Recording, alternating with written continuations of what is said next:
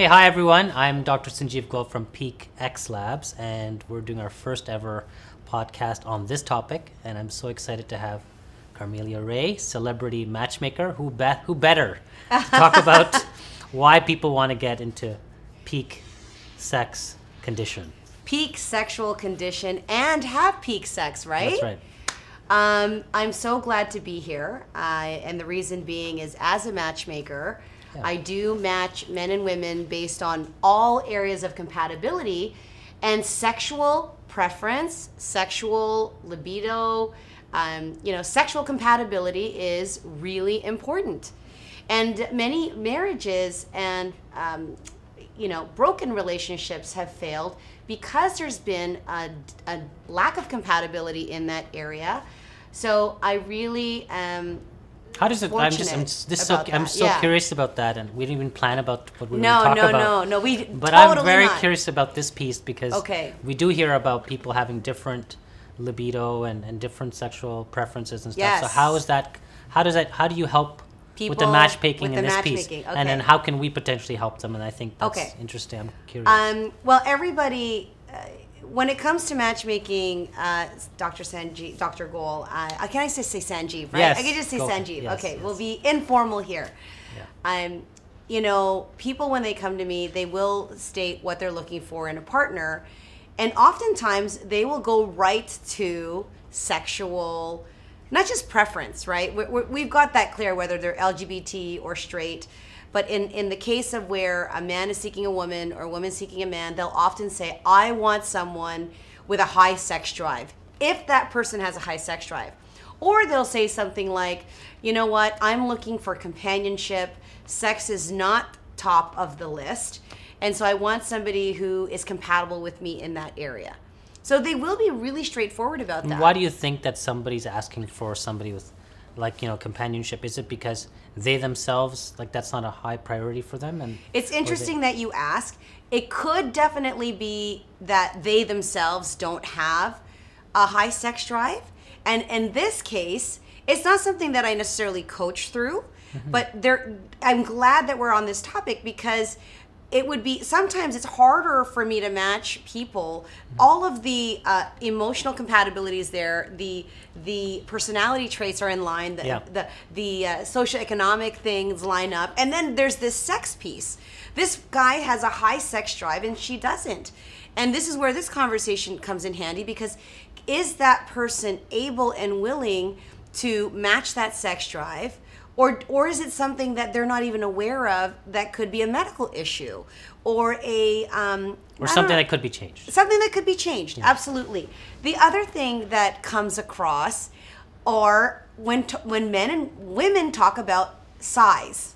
And I think does size matter, right? And I'm speaking to the women here and the men who maybe have insecurities around their, can I say penis? Their penis size. It's possible because you are entering a new relationship. You're about to be matched with somebody.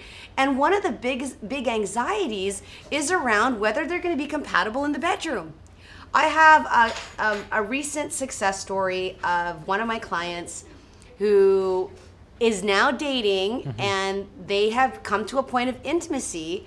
But before they were intimate, there was a lot of anxiety around that intimacy because wondering, oh my gosh, everything is great. I hope it's going to be great in the bedroom. Right. And one of the first questions or concerns for her was size being a bit of a concern. And then secondly, because of the age of the couple, performance. Right. Like really and truly, does everything work down there? And men and women, can he last? It's not just about guys lasting, right? And not just about size for some, but let's talk about those things. How can you help in the specific area of libido for a man who is, I wouldn't even call it a complaint, but a concern? I work with singles looking in new partnerships, but I also am in a coupled relationship, and I have lots of friends who are coupled, and I hear the complaints about their partners not wanting to, forcing that, not forcing, wrong word, having to like encourage them to take more initiative in the bedroom, and they're tired of having to like ask for sex. Right. So what would you do in that case? What can be done? Okay, for the man side? Or For let's talk about the man side, sure. Yeah, okay, so usually libido is not so much a concern, but of course, as you get older, and usually men, as soon as they hit into the 40s, libido starts to go down, and there's no question. And so libido is related to a couple of different things. One is that, you have your hormonal makeup, So men have hormonal makeup too, exactly. right? And that changes. That changes as we get older. And there's no question that your libido won't be the same as when you were 20. That definitely does change.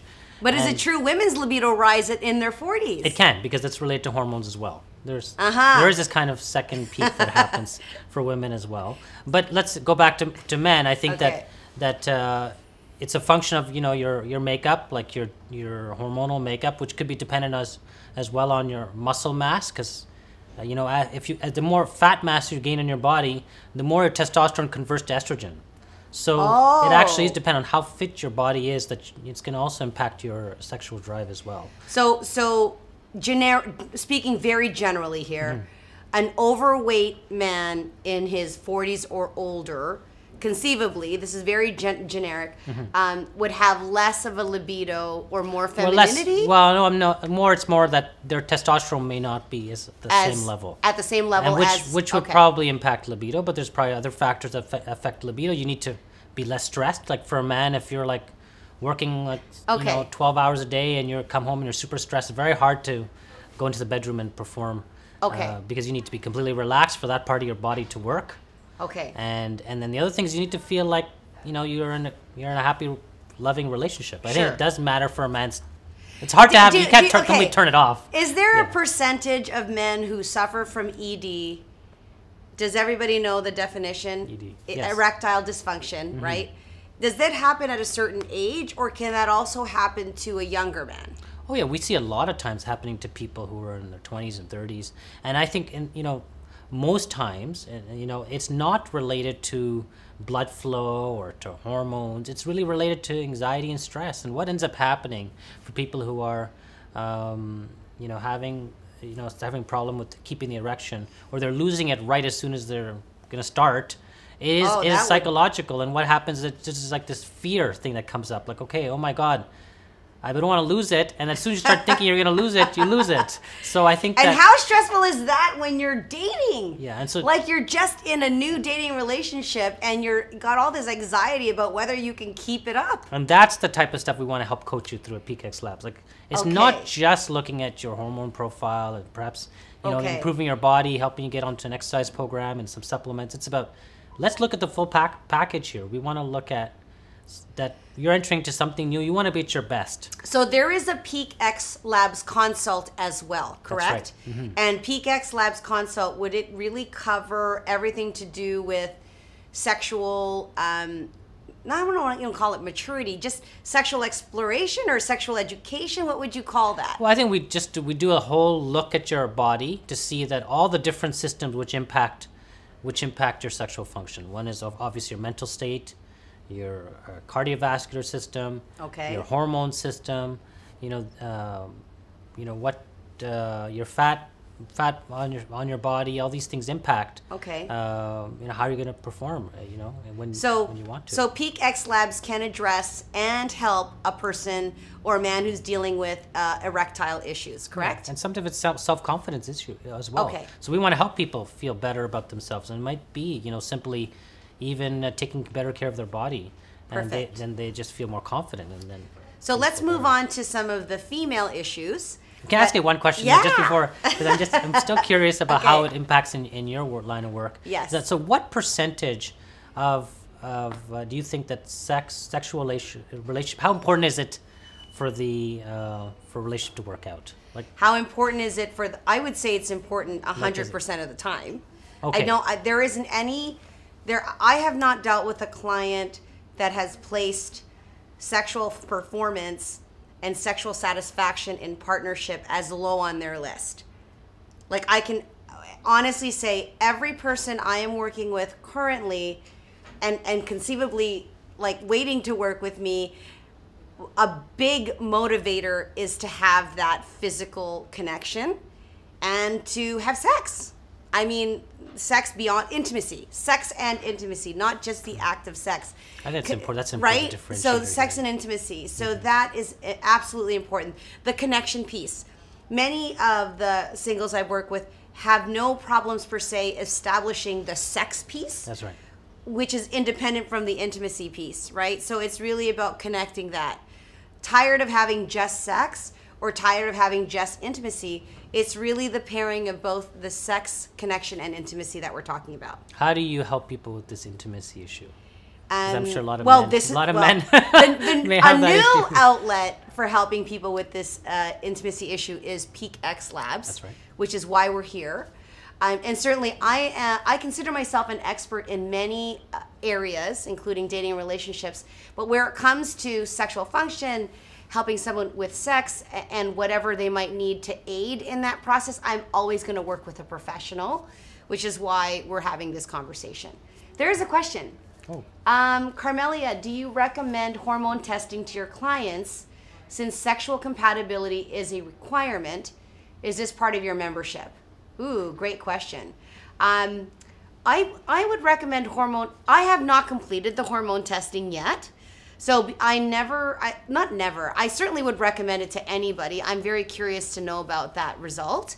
So once I understand the result and how that works and how it can relate to sexual satisfaction in a partnership, absolutely I would recommend that. I'm learning about that now. Yeah, no, I think that hormonal assessment is probably one of the backbones of looking at sexual function in somebody who's over 40, for sure.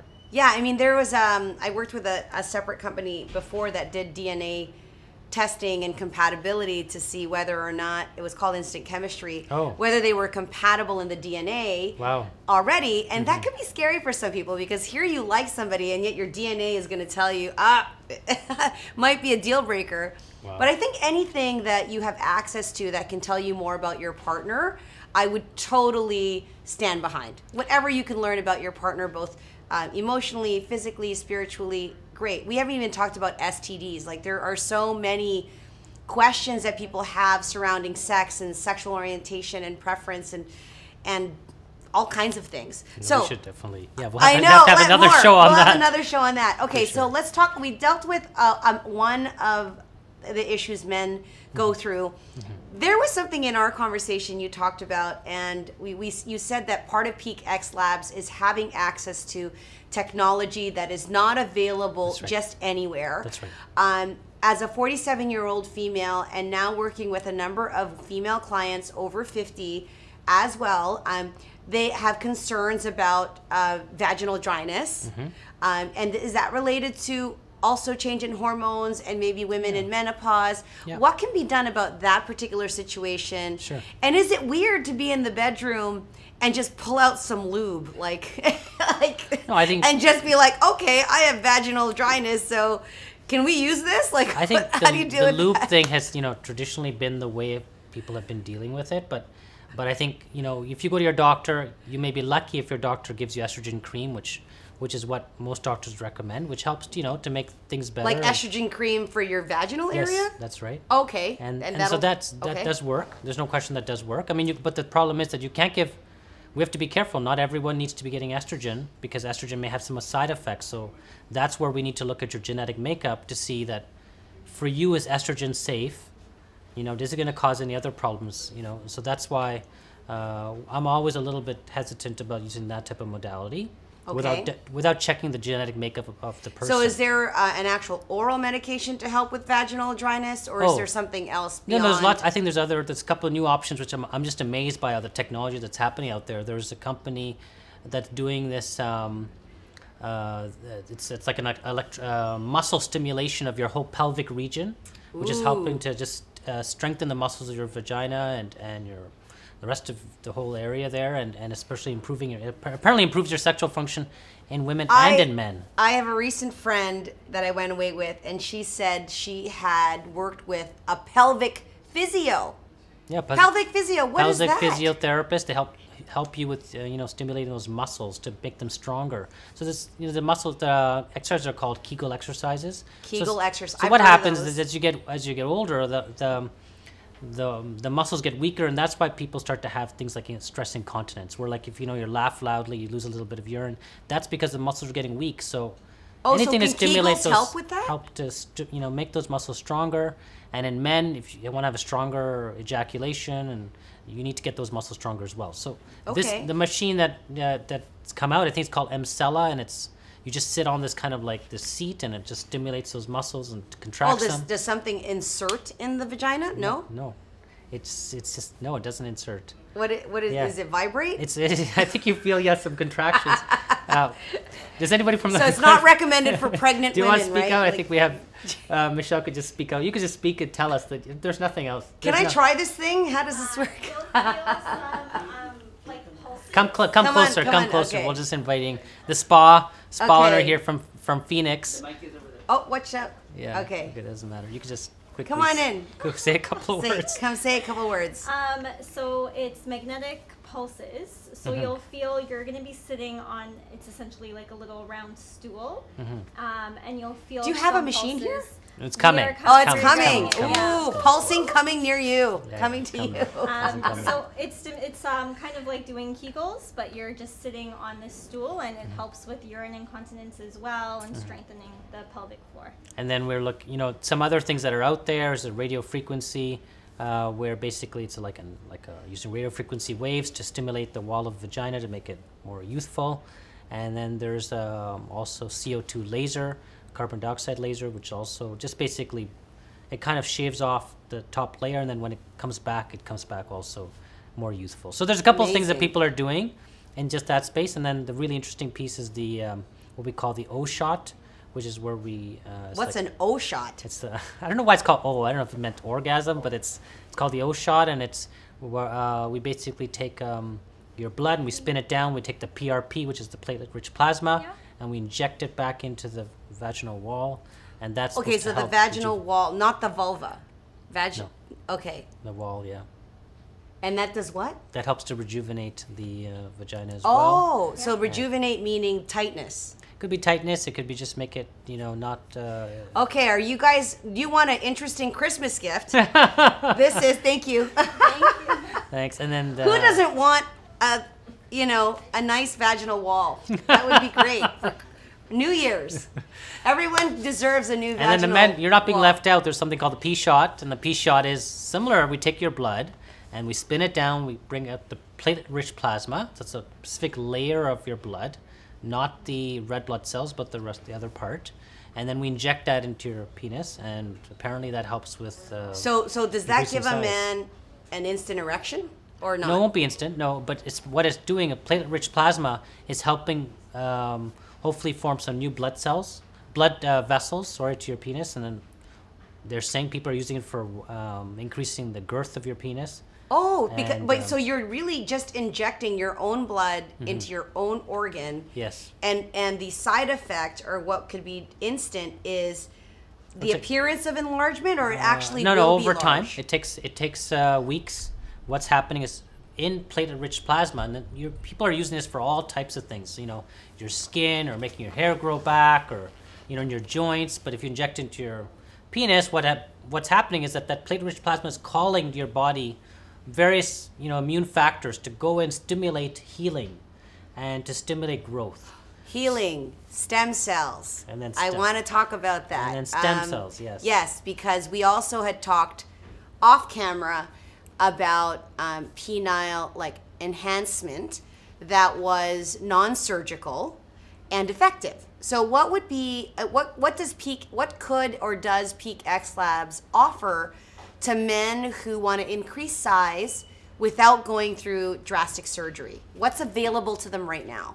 So there's a couple of things available. One is the, obviously the surgery's there, and there's sometimes. So do you refer out for surgery, or? Yeah, no, that's done by specialists. Okay. And that's a specific type of skill.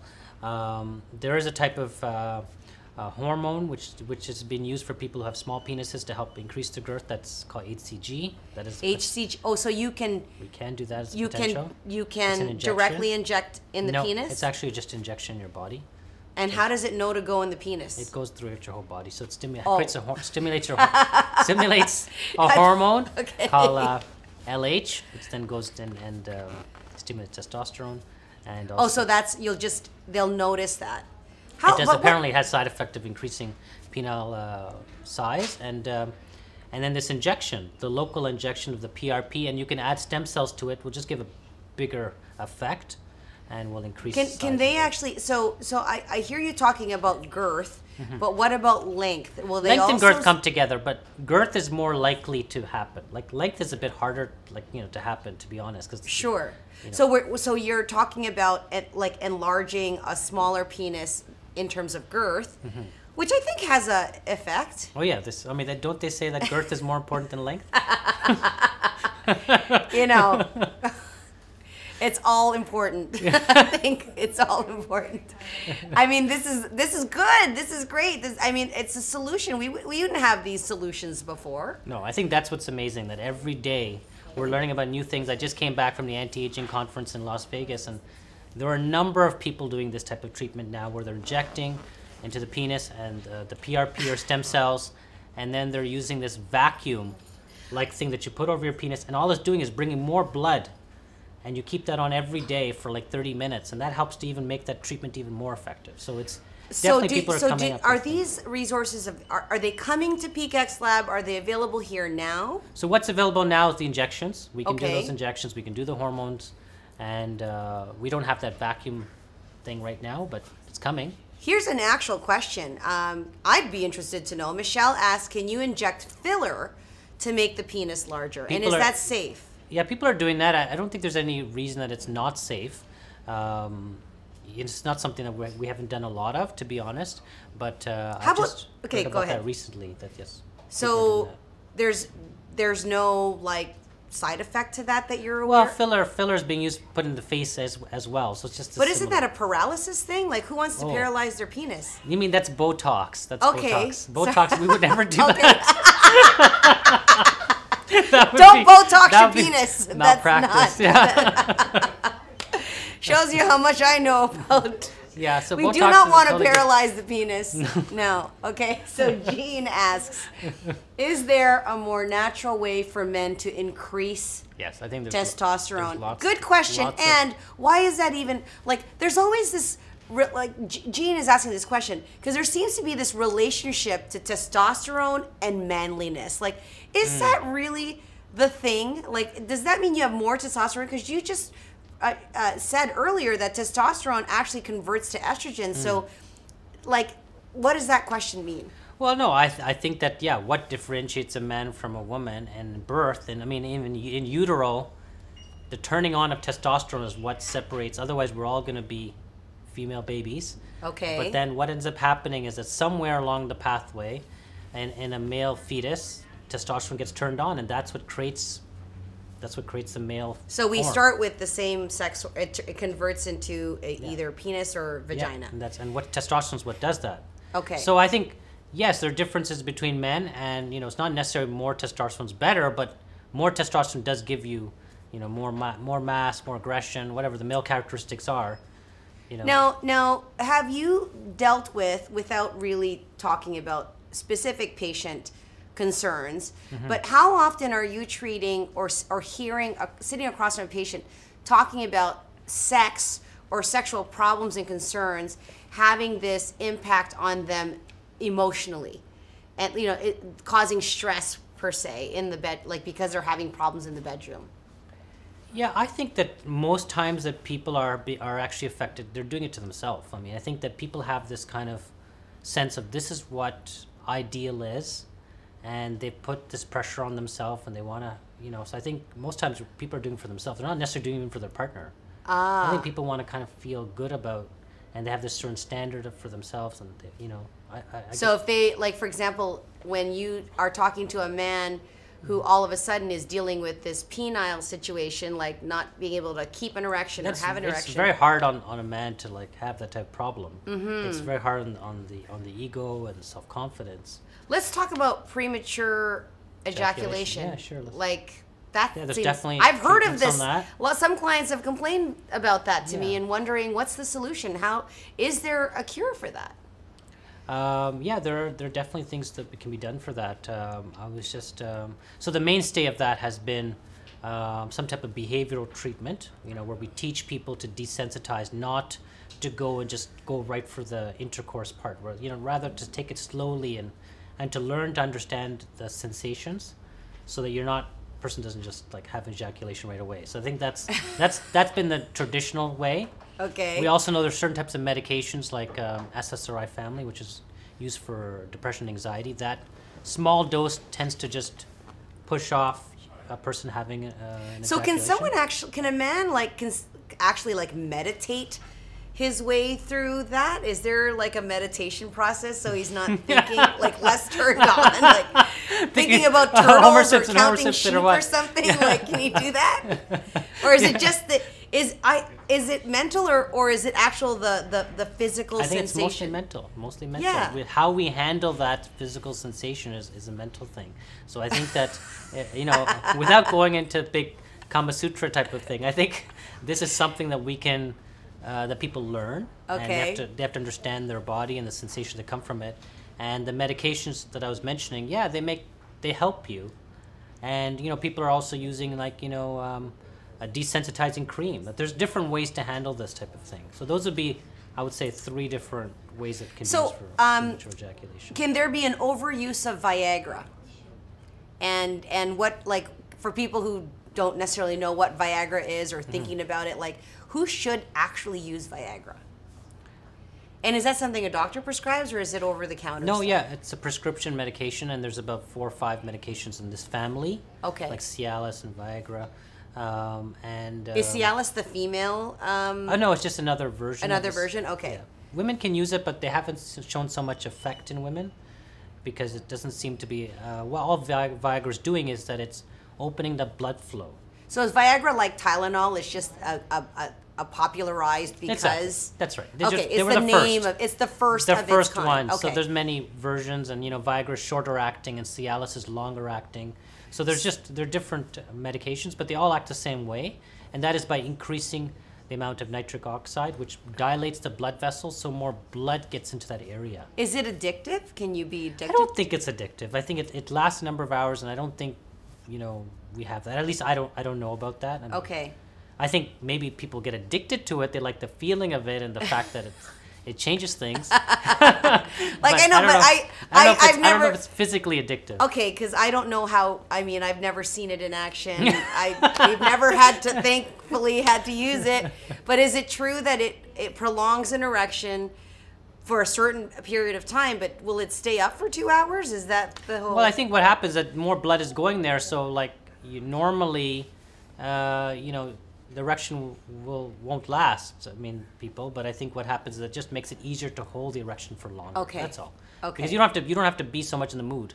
Okay. You can be Because half in the mood. I'm and asking your erection really will come. because I'm sure there are people that are curious about that. Yeah. And then are there natural remedies to affect a woman's libido that she can take orally that's similar to Viagra as you talked about? Is there a different kind of medication? We're just learning about that. They're coming out with some of these types of new medications. There's a new peptide that just come out, PT141, which people are using for enhancing libido. There's another type of peptide called melatonin. Melatonin. How come? Not melatonin, the hormone. Okay. Melatonin or something. Something like that. Yeah, so okay. it's similar to melatonin. It's for women. It does work on. I mean, not just for women. It apparently has a side effect of increasing libido. Okay. Same with PT141. So there are things that are coming out, and those are type of things we can help you with. And sexual function for men doesn't end at any age, right? I mean, they can have sex. I was just hearing that in long-term care homes. Are they hooking up in long-term care homes? It's rampant. Sexual activity is rampant, and STDs are rampant. Oh, wow. And I'm just saying that, yes, it doesn't end. I think we think that it ends, but it doesn't end. It doesn't end. And Okay. Do we have time for an STD? Any more questions? Is there anybody on the feed? Or are they just commenting? All comments? We're good. Okay. Lastly, in terms of STDs, are there somebody who has an STD? Are there now medications and new forms of therapy that will suppress, like the common STD of herpes, as an example? Can someone have, like, is there something that someone can take so that they don't experience an outbreak at all? There is. People do take like what we call prophylactic treatment, means that you take it every day, or even before you even feel this coming on, you take the medicine right away and it might just stop it. So yes, those medicines are out there and your doctor can give you that to you, or I can give that to So you. if someone has a known STD, can they have unprotected sex and not risk their partner? There are different types of STDs. So the virus herpes, you never actually cure it. All you do is that you kind of make it hide with the medication. So it tends to not be transmissible when you don't have an outbreak. Okay, it's so most transmissible when you have an outbreak. But so doesn't mean it's so zero. a partner could who does have that virus can have unprotected sex and not infect their partner, but as long as their partner is willing to take that risk. Yeah, there's probably still some risk. We don't know Okay. what that risk is, but there may be still some risk, even if you don't have an outbreak. Not great for that. Like, but this has been a great hour. So what's our giveaway? Our giveaway is a free PeakX consult, and you can just put your name into the thread, and we'll reach out to you and set that up. Great. And don't forget to follow us on Instagram at PeakX Labs. If you've got questions regarding sex, or if you're dating and you have questions that you'd like to address your partner, let us know, and we will also answer that in upcoming episodes. So let us know, what you'd like us to maybe talk about next, because I think this was so successful. We should It was a lot of fun. Yeah. Thanks, All right. guys. Take care.